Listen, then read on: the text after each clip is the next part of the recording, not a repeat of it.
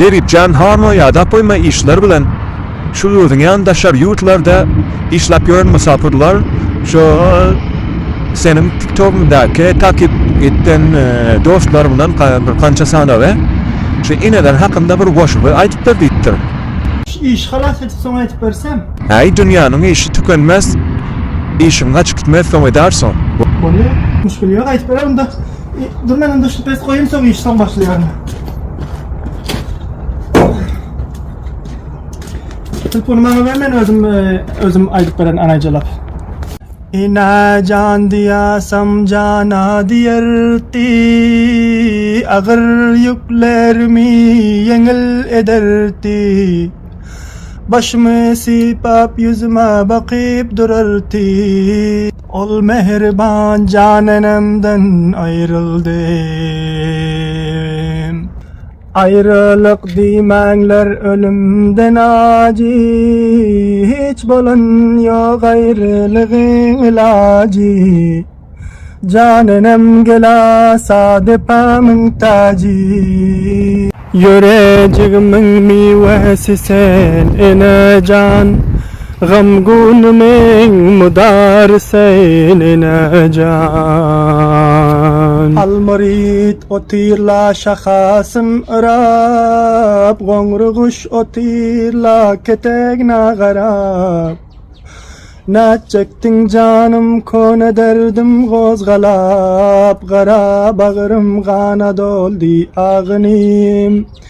Enem yoktur deli boldim ağınim. İna can canenem göresim gelir, gül yüzün görmesem divana bolan. Ayrılık çürüsün men gama batan, gamlayına koydun beni ene can. Asmanda bir kumra diyen kuş bolar, pereginden tutsam dübi boş bolar. Ölmedik gul birbirine duş bolar, bir gün senem gidersin la pelvanım. Canenine yetersin la pelvanim. İna yani bir kahraman yok eken, İna yani bir mehriban yok eken, İna yani şirin suhan yok eken, oldurlu suhanlarına geday ene bay. Ol xumar gözlerine gedayene bay.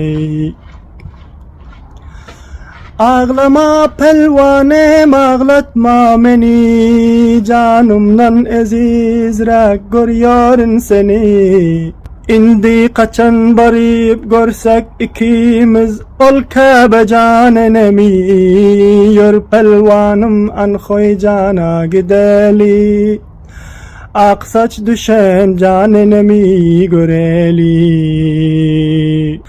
İna can ağlama hoş gıymam eştip. Ayrılık çürüsün kaldım ah çekip. Yüreğim parçadır soldum gül kapip. Güler yüzüm hazan boldu ena can. Gül yüzün görmene geday ene bay.